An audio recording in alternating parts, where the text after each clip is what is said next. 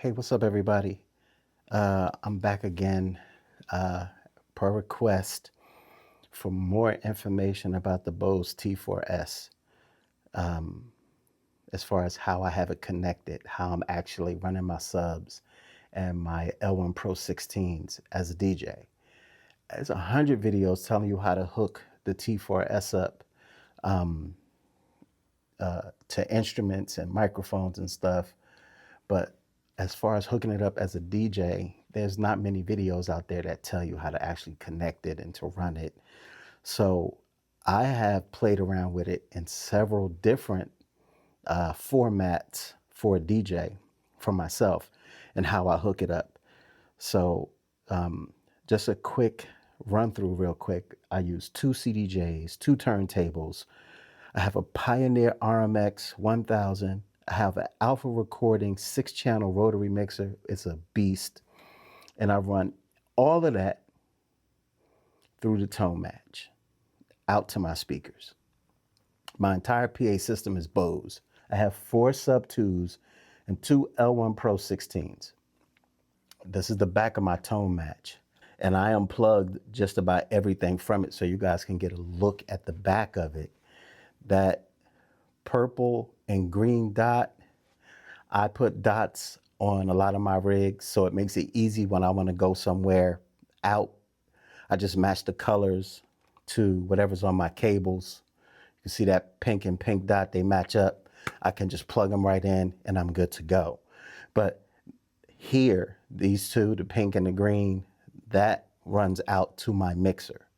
So my entire rig is set up where I'm using, I have an external isolator, a 3-band isolator from Alpha Recording, the isolator on my mixer and on my RMX 1000. They're all connected. They all run, everything runs into my mixer and then it all runs out to the T4S. So technically, this is my first connection of the day where I get started. I run these 2 cables right here.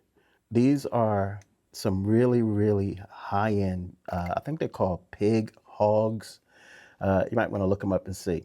But the quality on the 1/4 inch, they're amazing.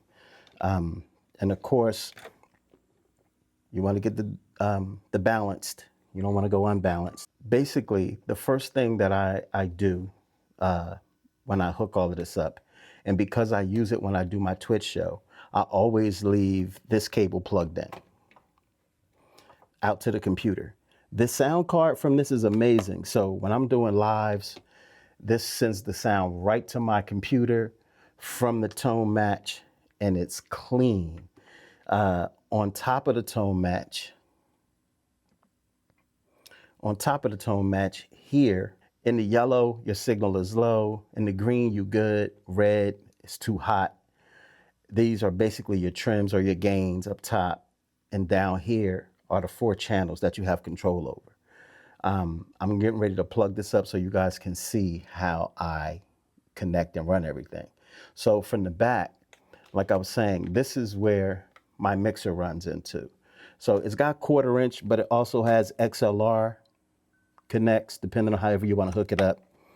This is the connection that will power the tone match from L1 Pro 16. The other end of this cable looks exactly the same and is plugged into my L1 Pro 16. So if you look on the back of this, it says power. You just plug this in, and then when you turn this on, you'll get power. And that power is coming from the L1 Pro 16. And it is also digitally reading the L1 Pro 16 and sending the input and the sound that it's getting from my mixer out to all of the speakers that will be connected to this. So I'm gonna power this off because I have to make connections. To keep things quick and easy, yellow is for my subs, and the green is for my other in-house speakers, which are the L1 Pro 16s. Now, you can run another cable into the other slot. There's a second slot. So you can run left and right channels out to both of your L1 Pro 16s or your 32s or your 8s. You can run them both at the same time. For this demonstration, I'm only showing you I have one plugged in, but you can also plug them in through the 1/4 inch if you want. It's up to you. The way I have it set up is I have my subs on one channel and I have my L1 Pro 16s on the other channel. I'm in the DJ mode, the flat mode. Like I said, there's a high and there's a low. I don't choose those because I run everything flat because of my rig. This is a really high powered mixer. I mean, my pots are like 21 dB. These things are really high end pots. So between the mixer and the isolator, which is another 21 dB, and it's a lot of power. So I don't need a low or a high setting when it comes to the presets here. Like I said, flat EQ, low EQ, high EQ, I don't need those. I only need that flat EQ baseline across the board with everything that's going on, okay? So for each channel, channel 1, channel 2, you can select your channels. Now, when you go out of the tone match setting, which is set for the EQ, I mean for the DJ playback, I usually go over to the Z EQ or the EQ basically. So I tune my subs on one channel or tune my 16s on the other channel. Those numbers change when I switch from channel to channel.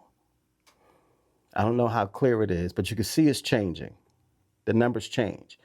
And what's great is depending on which channel you're on, you can bypass not just the whole channel, but each frequency. I can bypass the low frequency, the high and the mids. I can bypass them so I can see what they sound like individually. So I have my trim, I have my volume control, I got mutes, I got effects mutes, and like I said, I get to go through either channel and I get to bypass whatever sound's going in. Not only can I change them, I can set the reverb. There's a lot that you can do with this small package, a lot. So I'm gonna play a tune on the tone match for the L1 Pro 16 by itself. I'm gonna mute the sub. Let me just see which one. I think this is the sub.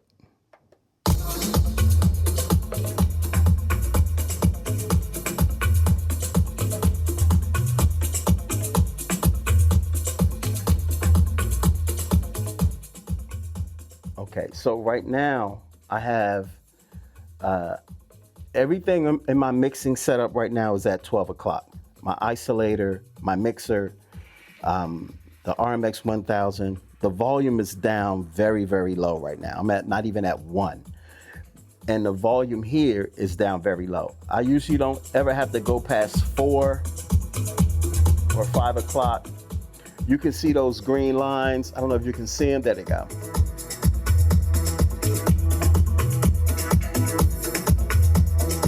You can see them flashing. There, that's the signal. Even without volume, that's the signal that is getting from the mixer. So let's say I turn my mixer up. My mixer, I'm at my normal volume, which is 6. I don't go any higher than 6.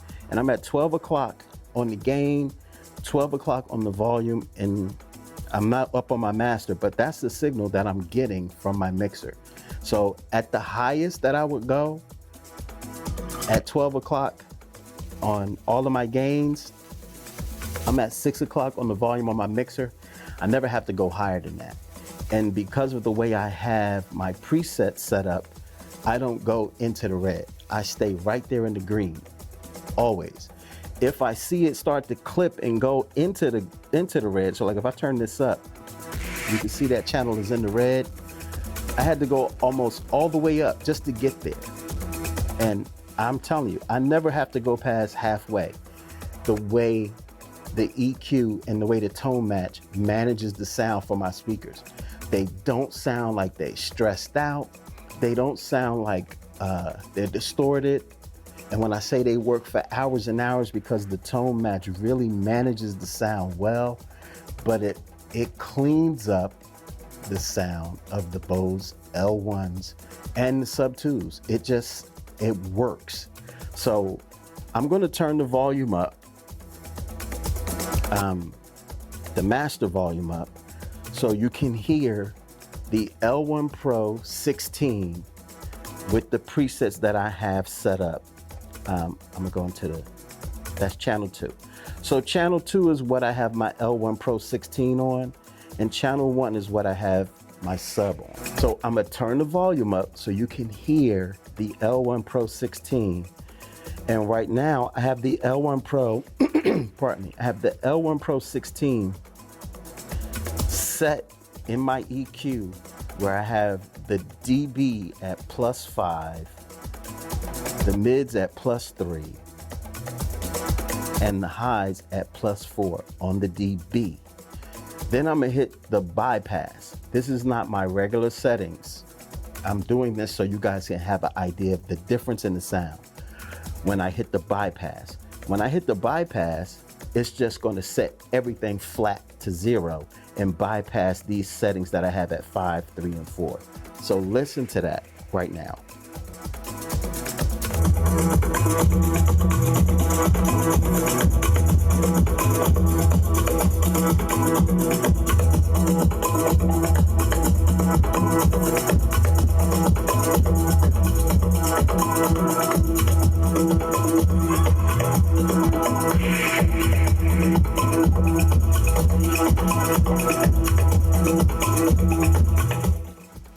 Okay, so you can clearly hear the tonality and the tones change when I hit the bypass. It's so much flexibility, and I've played around where I've gone up to 10 extra dB and down to 0 and below. I've gone into negative on the dBs just because the sub 2s be put out so much low end that I don't need my 16s to hit that hard. I just want my 16s to get somewhere in the mid range of that low bass and let the highs and the mids do the work from the 16s. So the 16s really come across super clean, super loud, but not penetrating. They're not busting the eardrum. They just sound really clean. So I'm gonna do that same demonstration, but this time I'm gonna mute the 16 and unmute the sub. I'm gonna go to the sub channel. Now on my sub channel, I'm -5 on the low end, -1 on the mid, -3 on the high.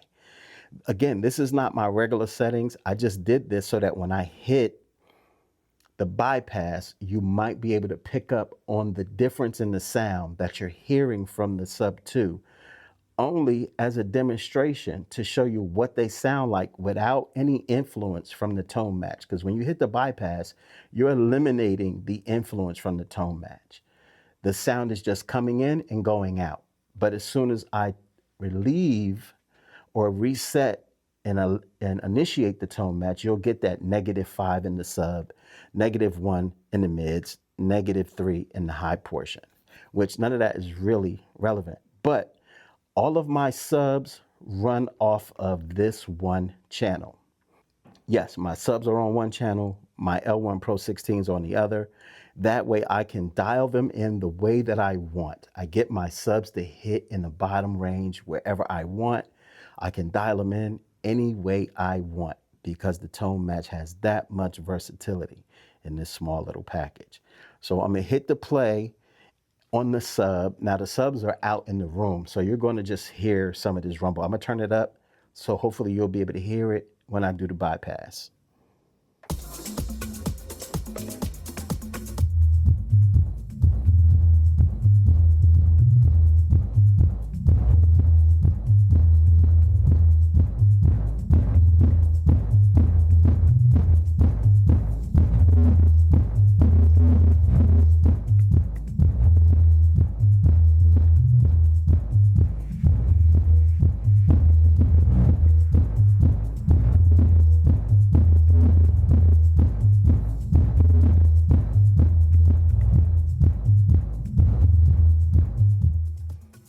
Okay, so hopefully you heard that when I released the bypass or re-engaged my settings of -5, -1, -3, it dropped, it lowered, and it brought the subs into a little bit more of a manageable range.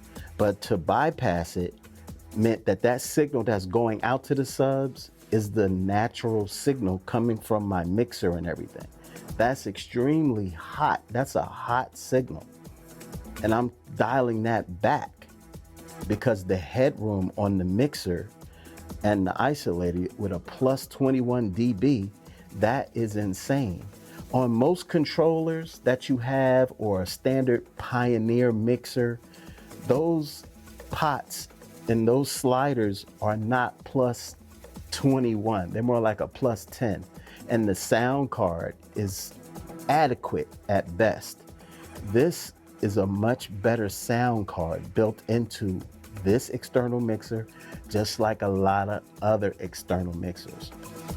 So when you're playing with your rig and you have no external mixer to aid you in the process of managing your sound, what it sounded like when I did the bypass is what your rig sounds like. Just wide open and hot with no real control other than your master volume, your booth control, and how you set your EQ on your mixer. Hoping that as you go from song to song, you're able to get the sound the way you want. Whereas something like this, you can set your presets and get yourself all set up to playing one of your loudest, hardest hitting songs versus your softer jazz song that you might play that night, and going and set presets for your jazz portion and then presets for the party portion, and just go from one preset to the other when you're ready, so that when you go to play for them to dance, you get in that dialed in sweet spot that's going to hit hard as hell and not just clean sound all night. This manages the Bose PA system extremely well. Why they don't push it the way they should, why they don't have other DJs promoting it and pushing it, I have no idea. But to me, when that is on, it sounds really, really good.